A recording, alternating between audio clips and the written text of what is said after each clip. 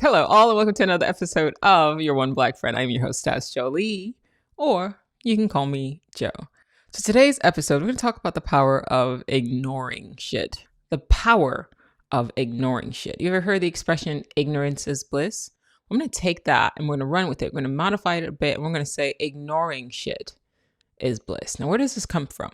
Well, a couple hours ago, I was reviewing previous episodes of the podcast where I was talking about Neville Goddard and how you only focus, you use the power of imagination to focus on reality experiences that you actually want, right? And then whatever happens in reality that kind of contradicts that reality experience that you want, ignore it and just keep your mind sort of fixated on the reality experience that you do want until you actualize that experience.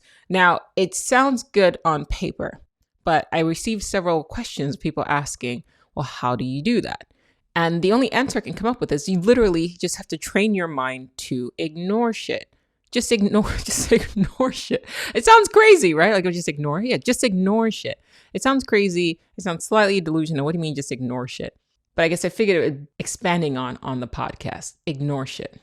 Ignore shit. Ignoring shit is bliss. Now, let me give you sort of day-to-day examples, right? Right now, I'm looking for a place, right? An apartment, right? I have told realtors that I'm working with what I want, right? However, they keep sending me shit that I don't want. Now, under normal circumstances, we are essentially programmed that you have a desire for this thing. You have a goal. This is what I want, right? But then sometimes you have to compromise. Right? And so that's what we're told. Sometimes you have to compromise, which I'm not saying is not true. But compromising doesn't mean settling for less than what you desire. Right? Compromising means giving a bit of sway as to you're going to get what you want, but maybe not in the way that you want it. And I think that is more appropriate to the definition of compromise and what we've come to accept compromise as. Now, you obviously can agree to disagree, but I'm just telling you that this is my mindset. Now, what do I mean by that? Well, I asked to be in a specific location. I want to live here, right? And so for me, compromise is that I want to live in that particular location. However, I also want a view. I also want it to be like an open floor plan. So I want all of these things, but the most important thing is being in that location. Well, if the most important thing for me is to live in a particular location, then I have to compromise all of these other things. Like maybe I won't have a view, or maybe I won't have a new build, or maybe I won't have these things. But the most important thing is to be where I want to be. Right. Now, these realtors are sending me stuff that's not where I want to be. Yes, it checks all these other sort of boxes. Well, not all of them even. Some of them don't even check the fucking boxes. It's what they want to sell to me. It's what they want to rent to me.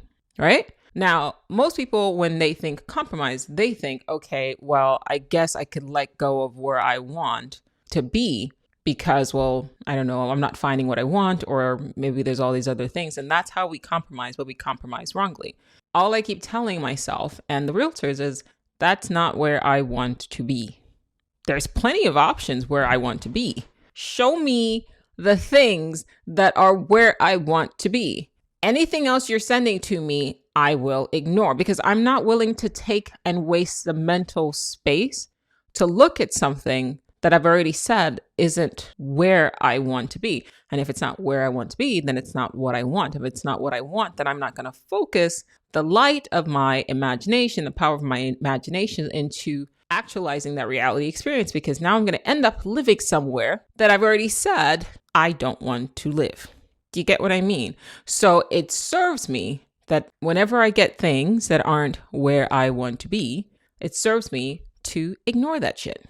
And to ignore the fact that, one, there's not enough, properties right now where I want to be. Okay, it doesn't matter. At the end of the day, I'm going to be where I want to be. So ignore the fact that reality isn't presently reflecting my reality experience. That's the shit that you ignore. Ignore the things that are being sent to you that aren't fitting into the reality experience that you're saying you want to have. Ignore that shit. Right? That's what I mean. And I guess that's what Goddard meant as well. He also does a good job of saying that, like, our present experiences are a reflection of our past choices. So even if you're seeing something right now, it's not just our past choices, but also things that happened in the past, right? So for example, if I'm saying I want to make a change in my life, right? Right now, I'm somewhere where I don't necessarily want to be anymore.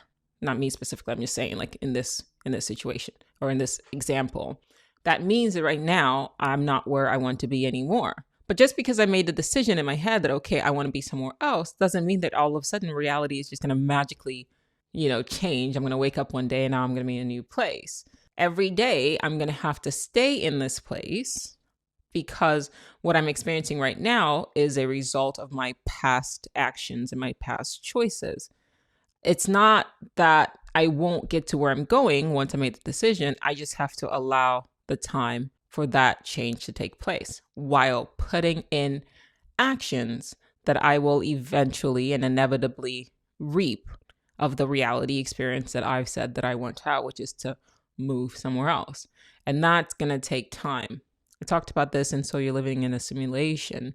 We're not living in a lucid dream where the moment you have something in your head, I want to have this experience, reality magically bends to your desire. That's not the reality that we're living in, right? We're not in some dream world where the moment you say, I want a cupcake, something pops into your hand. I wish it was that world, but it's not. Actually, I don't even know if I wish, because obviously if I'm here, then I'm choosing to be here, right? Where there are obstacles that you have to sort of go through. It's like a video game. You go and play a game. The reason why you're playing the game is because there's certain obstacles that you want to train your mind to overcome. So if you gamify life, if you approach life from the perspective that we are living in a simulation, then you have to also accept the fact that obstacles are going to come up in order to sort of prevent you from getting to the end. But they're not actually meant to prevent you, and I put in prevent in quotes, from getting to the end. It's just, the people who program the game, they expect you to enjoy the game, but they also expect you to expect obstacles because obstacles are part of the game, right? So if I'm trying to get to the end of a particular level in a video game, right, things are going to pop up, right? And what you do is you jump over it, you avoid it, you don't get caught up in whatever is happening in that moment, right? Because like Super Mario Brothers is a good example of that. How as you move, the screen moves with you, right? So you're just kind of moving. You're jumping over things, you're stomping on things, you're going through, pipes, this, that, and the other, but you're getting to that flag. Like that, the flag is there. Even if it's like your first time playing and you've never played Super Mario before, at the end of the day, you know that there's an end to that level. You just have to go through the stuff, right? And your focus is, I got to get to the end of the game.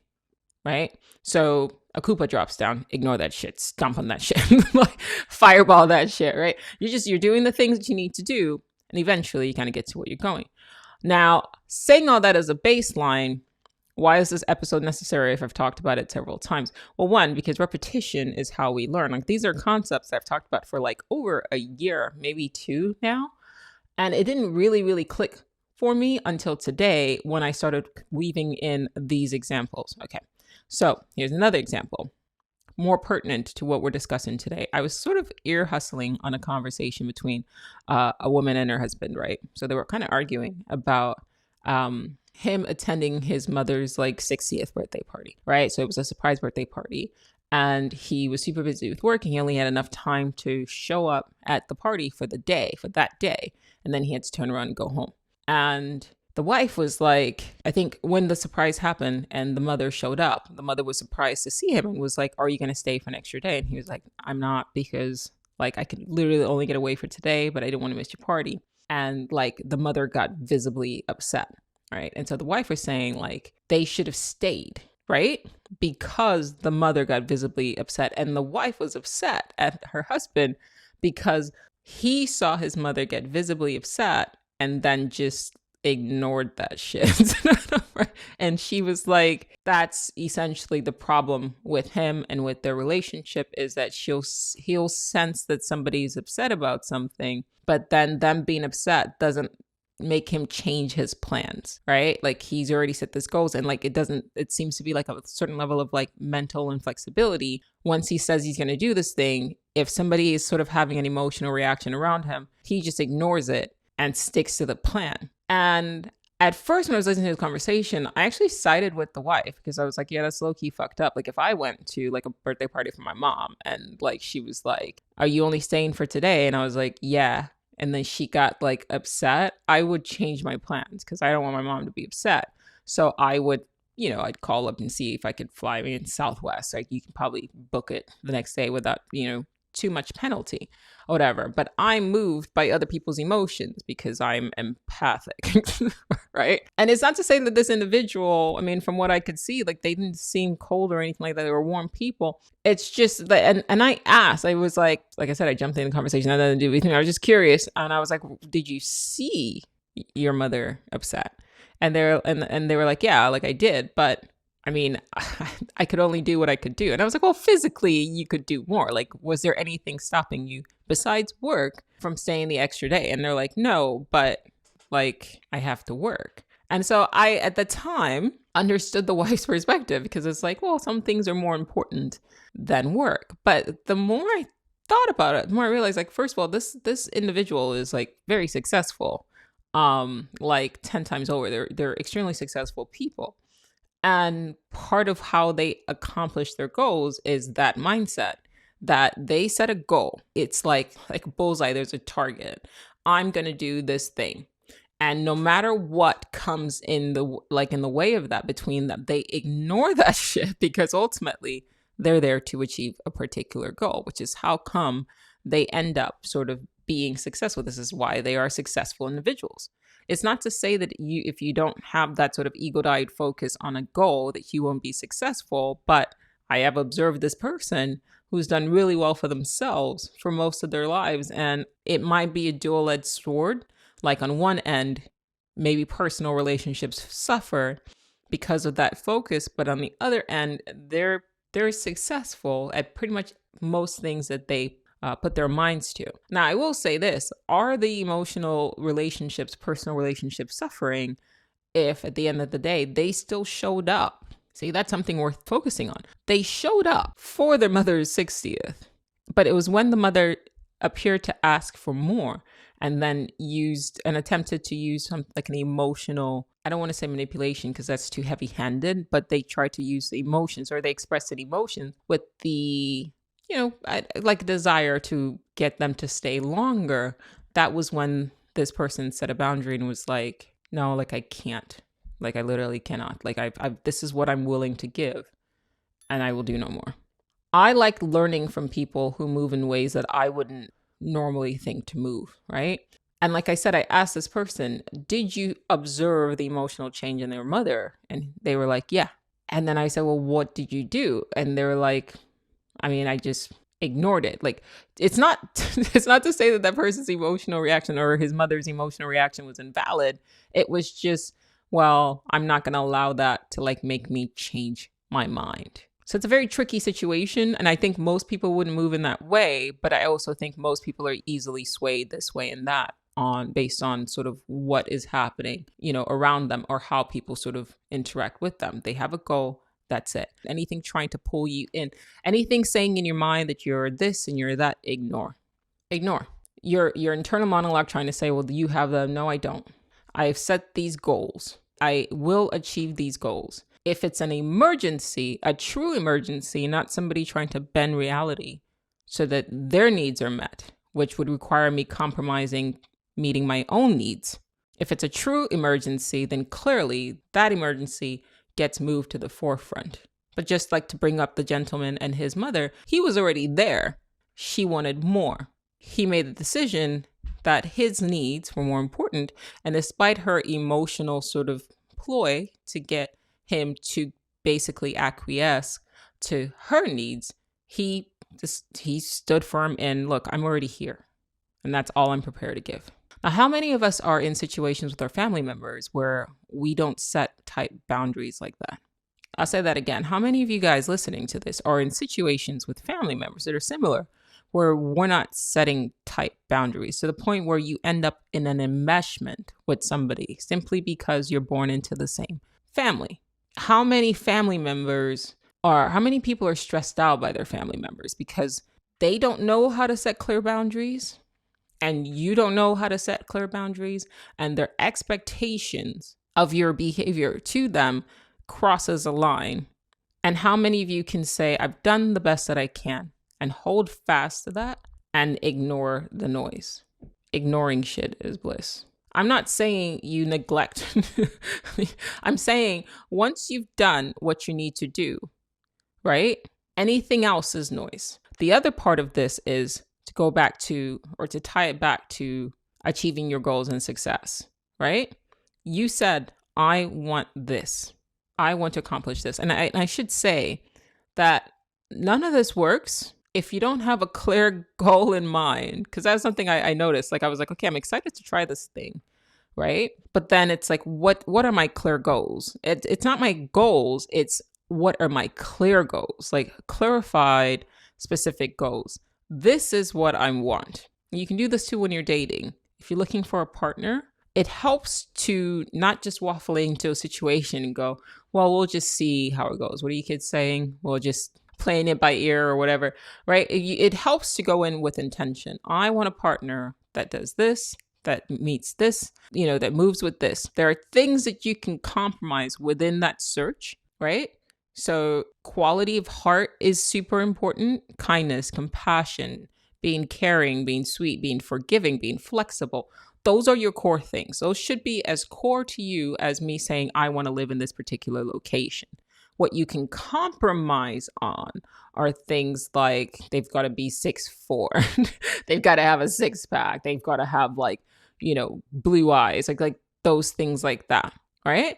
So setting that aside, setting time aside to then write it out, this is what I want. It doesn't have to be insane, because also by doing that, you run the risk of creating an impossible person that doesn't really exist, right?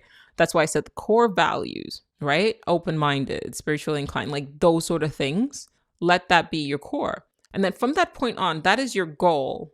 I want to find this partner. From that point on, anytime somebody comes into your life that doesn't fit into that criteria, that is not yours. Ignore that shit. Don't compromise. Don't settle, because the words compromise and settled, as I described in the earlier part of this, in the first part of this episode, is it's misunderstood. You can compromise and settle if the person that you're looking for has the core values, but might look different. Like maybe they're a different ethnic group than you prefer to date. The color of the vehicle doesn't matter, right? It's how the vehicle runs, how the vehicle performs. Is this a safe car, right? What is the rating? Is this a good, dependable car?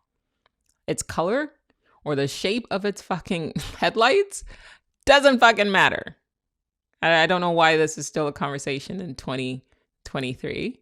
It's okay to have a preference, but if you're looking for somebody that checks certain boxes, but then part of it is like they've got to have a chiseled bone structure and like this, that, and the other, you're just narrowing and narrowing and narrowing and narrowing. The core values is what is most important, right? So you can't just write out and say, I want like a gentleman who's chivalrous, this, that, and the other, and then a fuckboy shows up with a six pack, and then you're like, okay, then that's fine, right? Ignore that shit. Those are the obstacles that come in the way of attaining your goals. Same thing with a business. I want to start my business, right? It's not even just I want to start my business, because that's the other thing people focus on. I want to start my business. I want to start a game. It's not hard to start. You want to be successful. You want a successful business. You want to be successful in A field. You want to be successful in B field. You want this. You want to do well. You want a business that can support you. Either you want a business that's a side hustle because you're okay doing the corporate thing, the 9-to-5 thing, that's fine. Or if you want a business that you can eventually fully live on, that's also fine. Or if you want a business that's going to turn you into a millionaire, that's also fine. But you need to clearly define that. Do you want to just do something that you're passionate about that you can sustain a living on? That's fine. But then anything else that pops up that's not what you want, ignore that shit. Same thing with behaviors in people. I sort of alluded to it earlier in the story of the gentleman and his mother, but I'm going to build up on this. Ignore certain behaviors. We have a bad habit of shining the light on behaviors that we don't want to occur, but we don't realize that by focusing on something and drawing attention to it, we amplify the repetition of that behavior. You see this with dogs, right? So when a dog behaves in the way you want them to behave, you give them a treat, you give them attention. When they behave in a way you don't want them to behave, you ignore them, right? Or like if you're really bad, I guess you can punish them as well.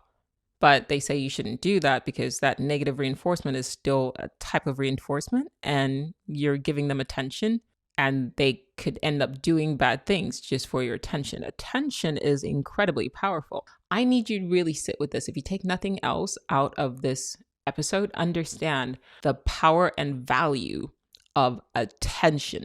Stop giving your attention to behaviors and to circumstances that you don't want to see crystallized or repeated. Attention is an incredibly powerful thing, right? So you go back to behaviors. So I have a friend that, okay, so let's go back to me being sort of like very empathic, right? Empathetic. I don't know what the word is. Is empathetic or empathic? Let's just say empathic, right? Sometimes, like, for the most part, she's cool. But sometimes she'll sort of like get in her own way. And then you go, hey, what's the matter? And they go, I don't want to talk about it. Right? Just like that.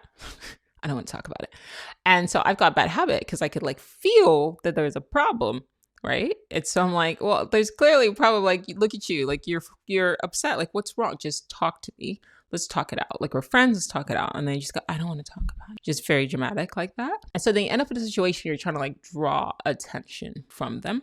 I'm sorry, not draw attention from them. You're trying to draw like, okay, what's wrong? Talk to them. Shit's annoying, to be perfectly honest, right? But it's a bad habit of mine to keep trying to like cajole them to like talk.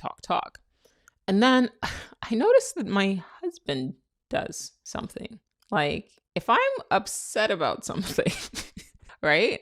But I don't vocalize it, he won't say what's wrong. Like he won't look for the he'll just literally just like watch TV or go on his phone or whatever, right? I have to vocalize, hey, I have an issue when you do this. And then it's like, okay, well then let's talk about it, right?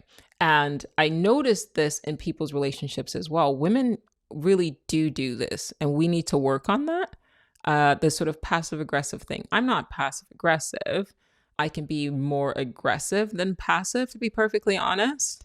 But every once in a while, I'll still want somebody, in the same way I talked about my friend, like I still want somebody to like see that I'm upset and be like, well, what's wrong? I do want that, but I don't know if that's necessarily healthy or good approach, right? And I'm only telling you guys for illustrative purposes, right? I'm not using this, but let me just tell you what happened. So my friend of mine, she was in a stink or whatever. And I sensed that she was in a stink. But then I thought, well, if every time she's in a stink and she doesn't want to talk about it, and then I've got to pull it out of her, what I'm doing is that I'm encouraging her to stonewall me every time she's in a stink, right? Because I'm giving my attention to a behavior that I don't like. And then I'm like letting that behavior be the trigger for me to like say, okay, let's talk it through, right? So I could do one of two things. If I observe that there's something wrong and I say, hey, what's the matter? And they don't say anything back. From that point on, I'm ignoring that fucking behavior. I don't care anymore. In fact, I'm gonna pretend that shit doesn't matter. Like that I never even sensed it. Like, okay, and then keep it moving. That was one option. The second option was I observe the behavior, but then I act like I don't see it.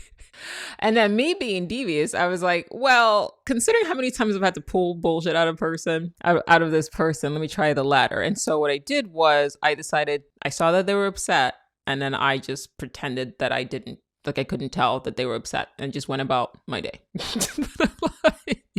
just went about my day, which was cool for me. I felt amazing. Like, I was like, oh, I see why my husband does this. Because if you just ignore it, like, then you don't have to deal with it. Right? Because I'm not chasing after you to fucking express yourself. If you don't know how to express your feelings, that's on you. Right?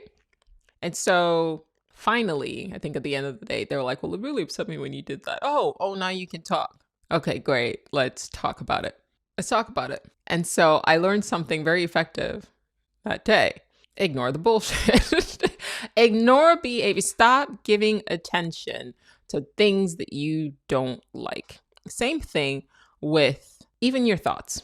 So I talked about this a bit in 2 episodes prior, 3 episodes prior, but I also mentioned it very quickly. I focused on it in clips that I posted to my Instagram channel, in the sense of, okay, if negative imagination, not even negative imagination, if just imagination brings into existence, right, what you focus your mind on, then every time you catch yourself thinking about, imagining reality experiences that you don't want to happen, immediately shift your attention away from it, immediately disconnect. That's what anxiety is, right? That's what fear is, right? Like you're in your mind, you'll sit there and you start to, here's something, right? A big one. It's like, you got a mole, like you find a mole in your body, and then all of a sudden here comes your brain. That shit's cancer.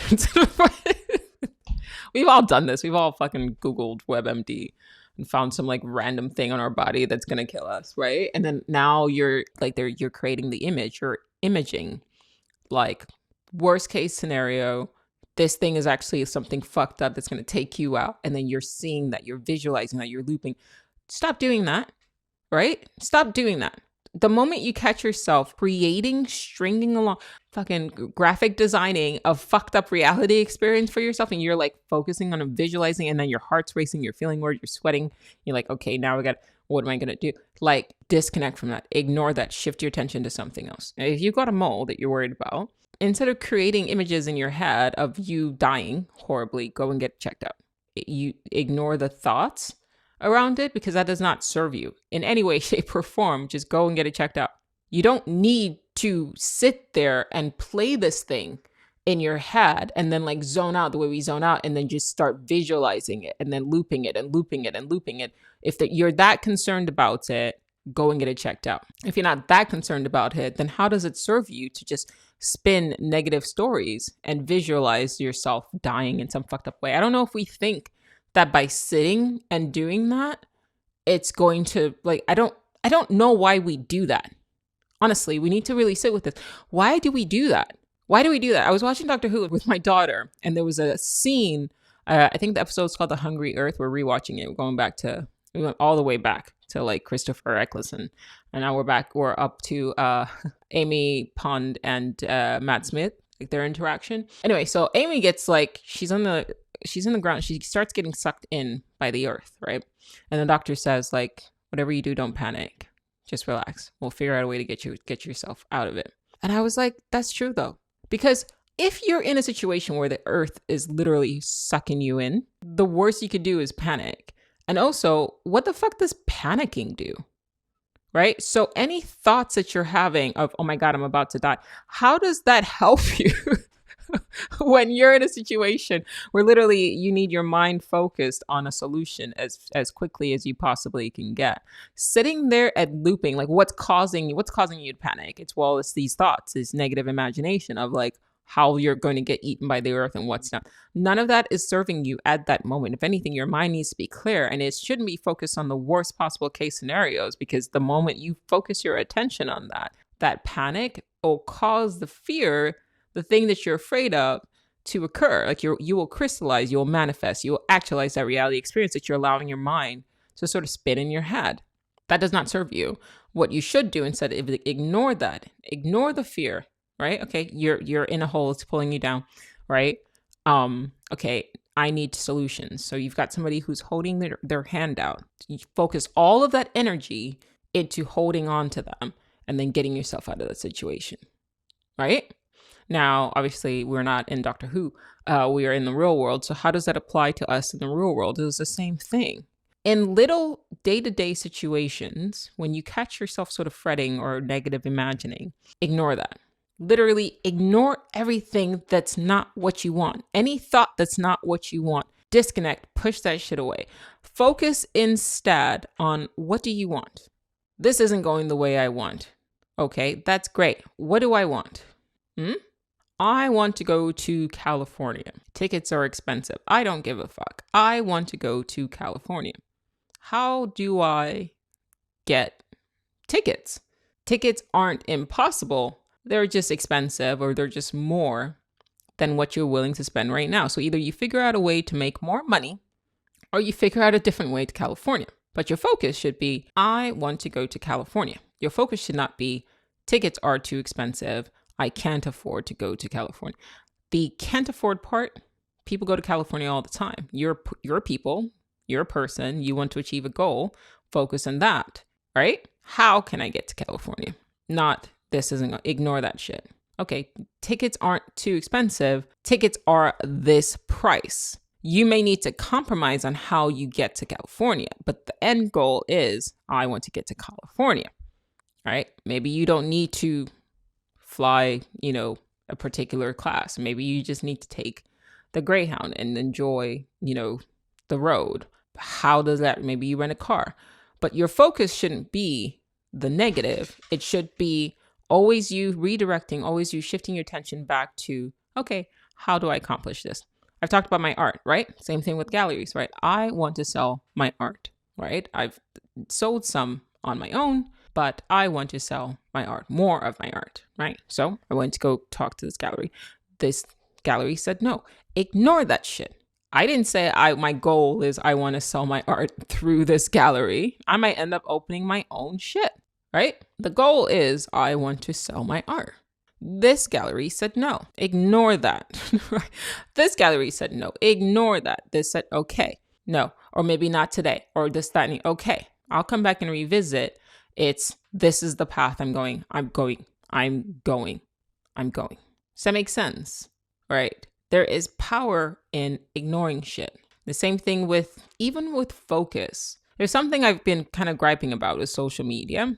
And I'm also going to talk about with even negative thoughts and internal monologues. It's the same thing, right? Whenever I need to do something, as you guys know, I have issues with focus, attention deficit disorder, right? And I put my phone on Do Not Disturb today. I clicked the focus button, and that was a command. We're going to focus. And what I told myself was, based on what I've talked to you about on this episode, ignore shit. Like literally, there is power in ignoring shit. So here I was. I need to edit this video, right? Here comes a thought. Normally, because of how ADD works, here's a suggestion. It's like a pop-up, right? That's a prompt. Hey, I know you're editing this video, but you should go check your email. And then immediately I stop doing what I'm doing and I go, well, I guess I could come back to this. And then I'm off to check the email. Next thing you know, I've spent 3 hours trying to do this thing that should have only taken me 30 minutes. What I did instead was, here's a pop-up. Okay, we're editing a video. Here's a pop-up. No, I'm editing this video. Here's another pop-up. No, here's another thought. What about those? No, I'm editing this video. If it's that important, whenever I'm done accomplishing this task, then I will do that. I know it sounds pretty cut and dry for people who don't have ADHD, but for those who do, I think you guys understand how powerful that was. I was able to sustain continuous work. Something like that is tedious. It's not like a hyper focus where I'm getting dopamine from it or anything like that. The only other thing I can sit and do like uninterrupted focused is painting, but there's other things that I need to do. Like I have to edit, make clips for social media, this, that, and the other. I've got all these other things. So, but it's a lack of mental discipline, in my opinion, not knowing when to ignore shit and instead to focus on this is what I want. And to me, I feel like if you could start training your mind to focus on just the little things, this is what I want. I want to accomplish this goal. I do that with fasting, right? I need to make it to this time, right? So normally I'm actually pretty good with intermittent fasting, but sometimes when I travel, I get off course and it's really hard for me to kind of get back to it. And it has been the last couple of weeks for me to get back to it. But then with this mantra, like lately, I've been saying, okay, so I need to eat at this specific time. Here comes a thought, I'm hungry. Ignore it. Like you can acknowledge the thought the way I acknowledge my friend has she's seems to be upset about something.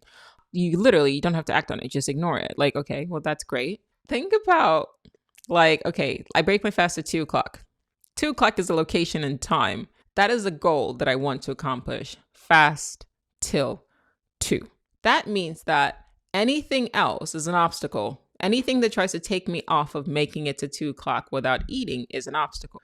So if I can ignore that, okay, you're hungry. I'm not really hungry because I usually eat a really big meal the night before. So the evening before rather. So I know that my body hasn't burned through what I ate the night before. It's just force of habit. It's a suggestion that's popping up. So no, right? No. 2:00 is the goal. It's a destination. 2:00 absolutely exists. If I don't make it to 2, I'm fucked anyway, right? If I don't make it to 2:00, then either the world has ended or my life has ended. So either way, that's fine. But 2:00 is a goal. 2:00 absolutely can be reached. I've done it time and time and time again, right? So just hang on to 2:00, right? That's how so that any sort of hunger pang, it's fine. Any sort of craving, I can make it to 2:00. Now, if you can get in the habit of doing that with little goals like, okay, I'm going to fast till 2, or I'm going to work out for 20 minutes, right? The 20 minutes from now exists. Your brain saying, I'm tired, I'm hungry, it's ignore it, get to your goal. I feel like if you can do that with little things, right?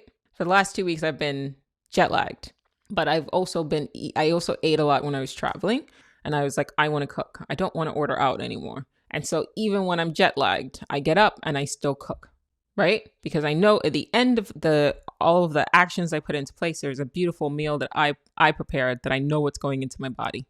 And so that drives me. Now, if you can get in the habit of these little things, like, okay, you're going out. You are going to be out for several hours, but you've said, I don't want to drink. I am not going to drink. So at the end of the night out, that's the goal.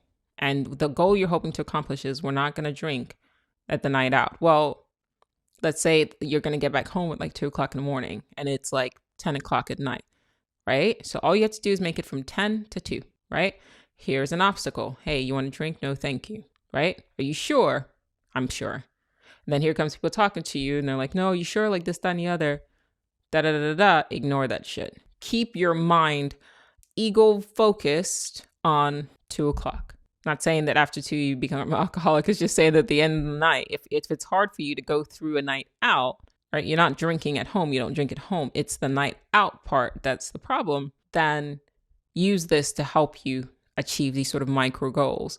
I guarantee you that if you get into the habit of doing that, of that exercise of doing that, where you're literally focusing your mind and ignoring the bullshit, life begins to change for you and you start moving with a certain level of confidence that you didn't have before, because you start sort of gaining a certain level of mastery that most people don't have. The biggest and most important mastery, the biggest, most important type of mastery is self-mastery, right? From that point on, if you can master this mindset, how do you not succeed? It's a matter of just being consistent and ignoring all of the obstacles that come up. I'm not saying that you don't like navigate it, right? I'm just saying that if they're in their way, you deal with them and don't allow them to get in the way of you attaining your goal. You don't allow these things to get in the way of you attaining your goal. That's the key. Like you have to be that single-minded, that focused in all things. It's a mental discipline, but it starts up here. And it takes time, it takes energy, it takes consistent effort, but you can do it with small things. And then once you master that, you should be able to also easily apply it to big things. That's something for me, for sure, that I'm almost excited to do, right? I'm excited to see how I interact with people who, for example, are having moods, right? So if I say, for example, I'm going to have a good day today, and then somebody pops up with their bullshit, right? I'm ignoring that bullshit because I'm going to have a good day today. I'm not saying you like turn into a dickhead. I'm sure you guys understand what I'm trying to say. I'm just saying if somebody pops up with their bullshit and you're like, hey, are you all right? Right? And then they're trying to fuck up your day. Now you have a choice. You set a goal for yourself, right? I'm not saying that like emergencies can't come up. And obviously then you adapt, right? Those are extenuating circumstances. And of course, they don't apply to what I'm talking about here. But if for the most part, it's just a normal stuff and it's just people popping up with their petty annoyances, focus on, I'm going to have a good day. Oh, somebody's coming with the bullshit. Okay. Miss me with that bullshit, right? Because I'm going to ignore that. I'm going to have a good day. If somebody makes a verbal attack, I'm going to ignore that because I'm not going to give you my energy. I'm not going to give you my attention. There's power there. That's something that we don't understand or truly understand how powerful our attention is. Think about the fact that you've got companies like Amazon and Facebook that are worth trillions of dollars because millions and billions of people are aware of them and put their attention to them on a consistent basis. So all of these things that are grappling for your attention, these pop-ups, these ads, they understand the power of hooking your attention. And yet the value of your attention, and that we so easily give attention away to anything that pops up. We just, oh, here's an ad, click there. Oh, here's an article, click. No focus. And I'm saying, look, you guys know I'm part of that, right? You've heard me talk about that. What I'm saying is, can you start with going through the day where you are controlling what you're focused on, and what you're focusing on is something that serves you? Some people could liken that to a certain level of selfishness. I don't think that's what it is. There's got to be something that's like selfishness without the negative connotation. Self-preservation or self-encouragement, I don't even know what it is, but it's something that about focusing on you and your desires and your goals, not to the detriment of others. And essentially, like, you could be flexible and to help people, right? I'm not saying don't do that. I'm not saying like your friend is like asking you for help and you're like, no, I'm going to have a good day. Fuck you. Even though they're like going through shit. That's different. And also, you can help people without losing your peace. That's a skill too. That's a skill worth practicing as well, right? But what I'm saying is there is power. There's absolute power in ignoring the bullshit, ignoring even your own mind's bullshit, even your own quote unquote thoughts, right? Anytime you catch yourself spinning on something like this isn't going to go the way that's power that you're giving to a reality that you don't want to experience. Disconnect from that. I don't want to experience that, so I'm not going to feed it my attention. I'm not going to feed that visualization, that negative imagination, my attention. I'm going to shift it to, I'm all right. All is well. Do you get what I mean? But it takes you going first, understanding that there is power in what you give your attention to. And so don't allow these sort of negative imagery to just spin in your head unchallenged, mitigated. Once you catch yourself having thinking negative thoughts, disconnect from it, because if you don't want that, what you're visualizing to happen, then you shouldn't feed it with your mental energy, with the power of your focus mind. The paintings that exist right now, they exist because of the power of my concentrated energy, effort, and a focused mind. The world that we see, the buildings that the structure, everything that you see and you interact with, this phone, somebody focused their attention to bringing this microphone into existence, this computer into existence, this camera into the internet. Focused attention is what manifests, actualizes, crystallizes things into being. So why would you be focusing your attention on negative thoughts in your head? Why would you be focusing your attention into negative behaviors in other people? Why would you be allowing yourself to get caught up in this distraction and this distraction that doesn't serve you? Set your goal for the day. I'm going to do this task. And when I'm done, I'm going to do this task. And when I'm done, I'm going to make time to enjoy myself, but not until I've done this. And then, to the best of your ability, train yourself to not allow anything to take away from that attainment of goals. I'm not saying pop-ups aren't going to happen to kind of waylay you, but the exercise here is, there's my goal. I'm heading towards that. I'm going to attain and achieve that goal. All right. Thanks for watching.